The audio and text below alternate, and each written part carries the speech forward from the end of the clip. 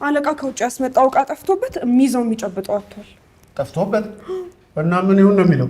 በቃ ሌባው ከመካከላቸው አይጠፋም ብሎ ሁሉንም ሰው እያፋጠጠ ነው።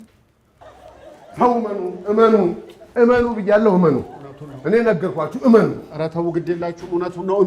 እመኑና ወደ ስራችን እንመለስ። እንዲሁ ምን ስትሉ አሰባችሁ? ነውር እኮ ነው ይሄ።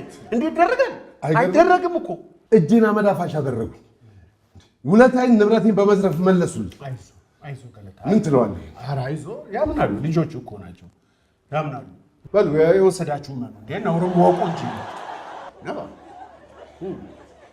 የምታምነው ነገር የለም። ምንድነው ማምነው? ምንም ማምነው ነገር የለም። ኧረ ተው፣ ይሄ ግትርነት ለማንም አይጠቅምም። ምን አለ እናንተ ዝም ብላችሁ ብታምኑ። ነባ የሀሳብ ለውጥ የለም።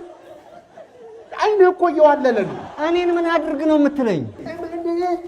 እመን እንዴ ገለታ እኮ የዋህ ነው። ይቅርታ ብትጠይቀው ይሻላል። ተው በኋላ ይከፋብሃል። ተው ግን እኔን ለምን አትተወኝም አንተ? ሲጀመር እኔ እኮ ትላንት ስራ አልገባሁም። ባትገባስ? እኔ ውስጤ ነግሮኛል። ከአንተ አልፍም። ዝም ብለህ እመን።